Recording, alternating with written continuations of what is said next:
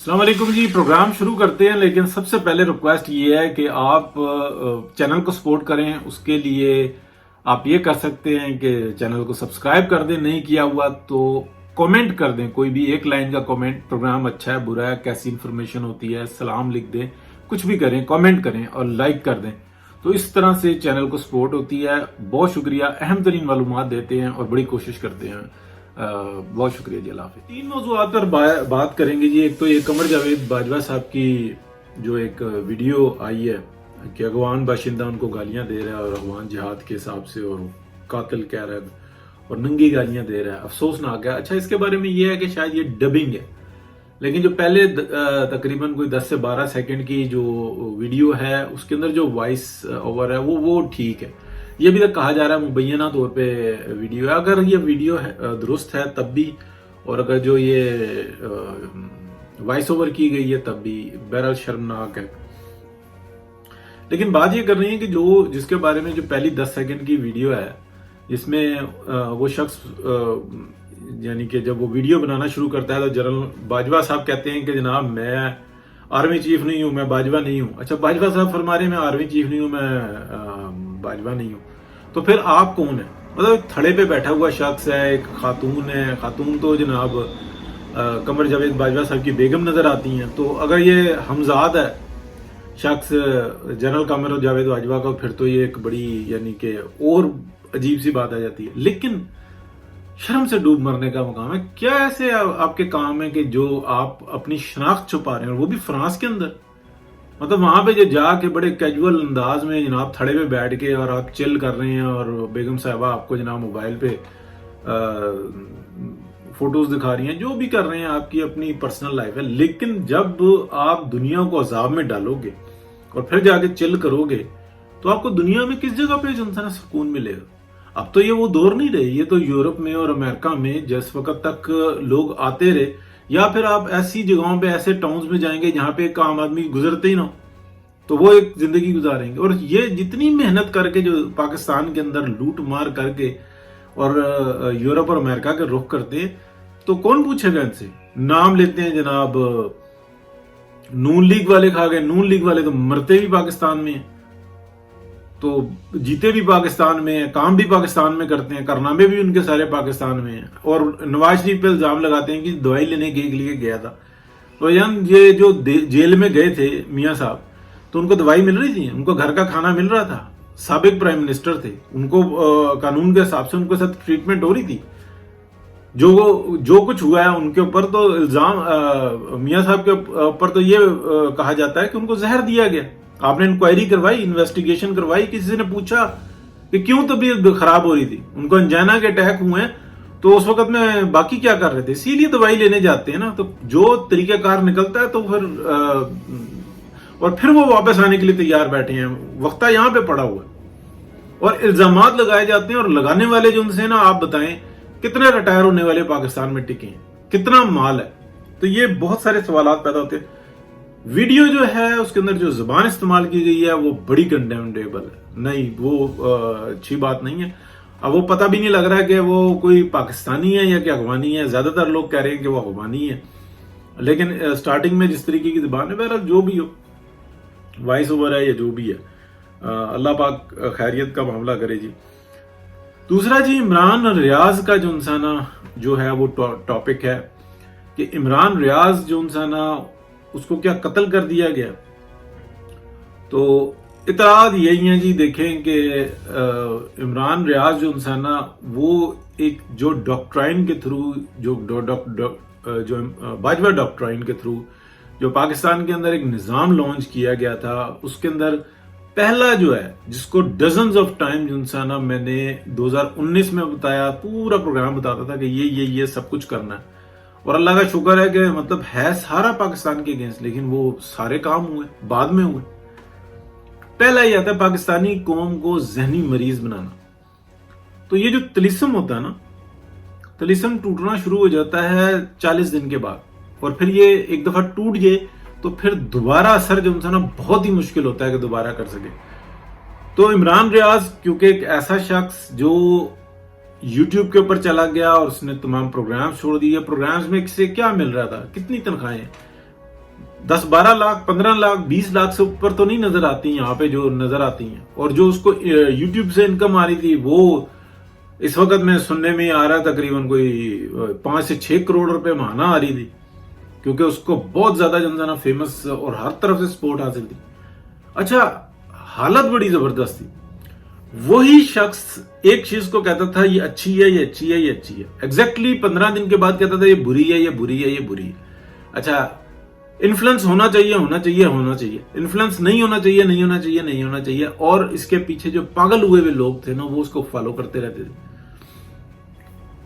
اب اس کو جو نا کہا جاتا ہے کہ جناب یہ جیل میں سے کورٹ کے آرڈرز آئے, وہ گاڑی میں بیٹھا چلا گیا, تو سب یہ کہتے ہیں کہ ایجنسیز کے پاس ہے.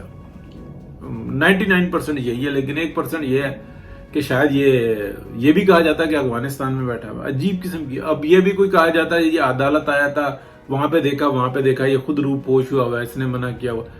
عجیب عجیب قسم کی باتیں. لیکن جو قتل ہوا ہے یا ہو رہا ہے وہ کیا ہے؟ وہ یہ ہے کہ جو طلسم ہوتا ہے نا, یعنی کہ میں نے شروع سے بتایا, جو میں نے ریسرچ کی, جو نیٹ پہ موجود ہے, کہ آواز کا جادو ایگزسٹ کرتا ہے اور تصویر کا جادو ایگزسٹ کرتا ہے. ڈزنز آف ٹائم یہ بات بتائی. اور یہ عمران خان کا تو قصہ جب شروع ہوا, عمران ریاض خان کا جب شروع ہوا اسے تو بہت پہلے کی. تو یہ جو آواز کے ہوتا ہے نا, مسلسل بتاتے رہنا, بولتے رہنا, ایگزیکٹلی عمران خان بھی یہی کرتا ہے. روز ولاگ بناتا ہے, وزیر اعظم تھا تب بھی, اس سے پہلے. لوگ پھنسے ہوئے ہوتے ہیں, فلانا چور ہے, فلانا بے ایمان ہے, فلانا ڈکیت ہے, وہ مودی کا یار ہے, وہ فلانا یہ کرتا ہے. اچھا, امریکہ ہمارا دشمن ہے, امریکہ نے ہمارے خلاف سازش کر دی, امریکہ ہمارا دوست ہے, امریکہ میں ہم اپنا لابنگ کر رہے ہیں, امریکہ ہماری مدد کرے گا. سننے والے کو یہ بات نہیں سمجھ میں آتی کہ یار یہ شخص کہہ کیا رہا ہے, امریکہ ہمارا دوست ہے یہ کہ دشمن ہے. وہ جو ڈونلڈ لو نے جناب یہ کر دیا, فلانا تھا, جو بائیڈن انتظامیہ اس کے پیچھے تھی. اچھا ٹھیک, 1.5-2 مہینے کے بعد امریکہ تو جناب انوسینٹ تھا, اس کو تو پتہ ہی کچھ نہیں تھا. باجوہ نے یہاں سے جو ساری تقریب کری تھی وہ ایکسپورٹ کر دی, وہ معصوم تھا. امریکہ اور ڈونلڈ لو کو بھی کچھ نہیں پتا تھا, اور جناب وہ میرا دشمن ہو گیا, میری حکومت گرا دی, ناجائز ہو گئی میرے ساتھ. پاکستان کی ہسٹری میں پہلی جائز طریقے سے آئینی قانونی طور پہ اس کی حکومت ختم کی گئی ہے. یعنی کہ اس نے اسمبلی میں اکثریت کھو دی, دوسرے کا اعتماد کا ووٹ جو نا کامیاب ہو گیا, اس کی حکومت ختم ہو گئی. یہی آئینی طریقہ. اس کو غیر آئینی کہہ رہے ہیں, اسی کو سازش کہہ رہے ہیں, حالانکہ وہ آئینی ہے. اس کے اندر کس کی سپورٹ تھی حاصل, اب بعد میں تم کو نہیں رہی. وہ تو کب کی سپورٹ ختم ہو چکی ہوئی تھی, اور کہہ رہے تھے کہ اس ذمہ داری کو سنبھالو. اگلی سازش کو دیکھ کے پھر یہ پی ایم ایل این آگے ہوئی, پی ڈی ایم تو پہلے سے ہی تیار تھی. یہ ساری صورتحال. اچھا, ایک چیز جو اور ڈسکس کرنی ہے جو بڑی ضروری ہے,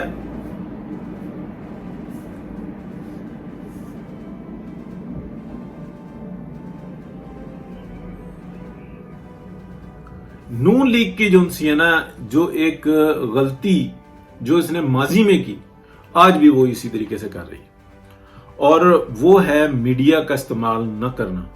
یعنی کہ بے ہنگم چھوڑ دیا کہ یار بس جس کا جو دل آتا ہے وہ پروگرام کرتا رہتا ہے, اپنی کوئی اسٹریٹجی نہیں ہے. اور اسٹریٹجی بنتی ہے, کئی دفعہ بنائی ہے انہوں نے, انتہائی نااہل, نالائق, اور اپنے ہی بچوں کو یہ ذمہ داری دیتے ہیں. اپنا بچہ جو نا ایم این اے کی سیٹ پہ آ سکتا ہے, اپنے بچوں کو آپ سینیٹر بنوا سکتے ہو, لیکن آپ اپنے بچوں کو اتنی بڑی ذمہ داری نہیں دے سکتے. اپنے بڑی ذمہ داری دو گے تو نظام کا بیڑا غرق ہو جائے گا. اس لیے کہ اس کا تو فالو اپ آ رہا ہوتا ہے سیکنڈز کے اندر. یعنی کہ آپ نے ذمہ داری دے دی, اور وہ اس کے بعد اس نے اس کی اندر ناہلی, اس کو کیا پتا اسٹریٹجی کس طرح سے بنائی جاتی ہے. ایک نہیں 10 میں آپ کو بتاؤں گا جو پی ٹی آئی کے جانی دشمن ہوں گے, مطلب اس سے برا لفظ نہیں ہو سکتا, لیکن ان 10 کے 10 سے آپ سوال کر لیں کہ پی ٹی آئی کی میڈیا اسٹریٹجی کیسی ہے, وہ کہیں گے دنیا کے اندر بیسٹ ہے. یہ جناب جو نازیز تھے ان سے بھی آگے, یہ جو فاشزم تھا یہ اس سے بھی آگے, اور اس میں کوئی شک نہیں ہے کہ یعنی کہ پچھلے یہ جو ایک ملینیم گزرا, یعنی کہ 1000 سال کی جو ہمارے پاس 300-400 سال کی ایگزیکٹلی تاریخ آ جاتی ہے, اس کے اندر جس میں میڈیا اسٹریٹجیز بتائی جا سکتی ہیں, تو بیسٹ میڈیا اسٹریٹجی جو ان سی ہے نا وہ پی ٹی آئی کی ہے.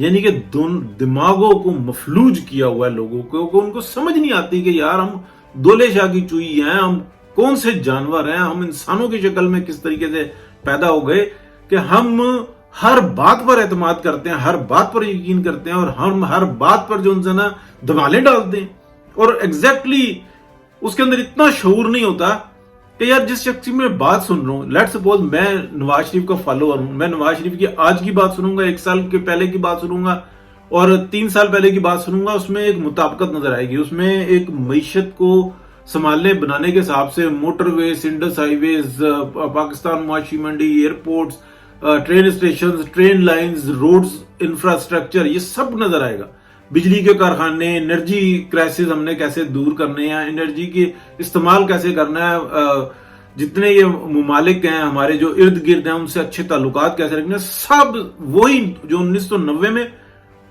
باجا بول رہا تھا، وہی 2000 میں باجا بول رہا تھا، 2013 میں بھی وہی بول رہا تھا باجا، اور آج بھی وہی باجا بول رہا. اس کے علاوہ کچھ نہیں نظر آئے گا، یعنی کہ ایک ہی چیز نظر آئے گی، اس میں تھوڑا تھوڑا الفاظوں کا، یعنی کہ اب تو ڈائریکٹلی عدالتیں پڑ گئی، اسٹیبلشمنٹ پڑ گئی، بیوروکریسی پڑ گئی، تو وہ اس سے ڈیفینڈ کرتے ہوئے شاید نظر آئیں، لیکن پروگرام کے حساب سے پی ٹی آئی کا آپ دیکھ لیں، پہلے کیا تھا، 1000 نوکریاں، 1 کروڑ گھر، اور پتہ نہیں کیا کیا، 1000 یونیورسٹیاں، 1 کروڑ گھر، 50 لاکھ نوکریاں، کچھ اس طریقے کی باتیں کرتے تھے. اچھا اقتدار میں آنے کے بعد ایک بھی نہیں، وہ چور ہے، وہ دشمن ہے، وہ اس کو اندر کر دو، اس کو مارو، اس کو لوٹ لو، کوئی. اچھا جو بنا ہوا موٹر وے ہے وہ درمیان میں سے جناب کاٹ کے اپنا افتتاح کر رہے ہیں. وہ سمجھ میں نہیں آ رہا کہ یار یہ انسان ہے، جانور ہے، کون ہے، کیا ہے، کوئی اسٹریٹجی نہیں نظر آتی. اور جو ان کی میڈیا اسٹریٹجی ہے وہ اتنی بیسٹ ہے کہ اپنا فالوور جو ہے نا اسی کے اوپر دھمالے ڈالتے رہتا ہے. تو بہت شکریہ جی، بات کرتے رہیں گے انشاءاللہ، مزہ آئے گا.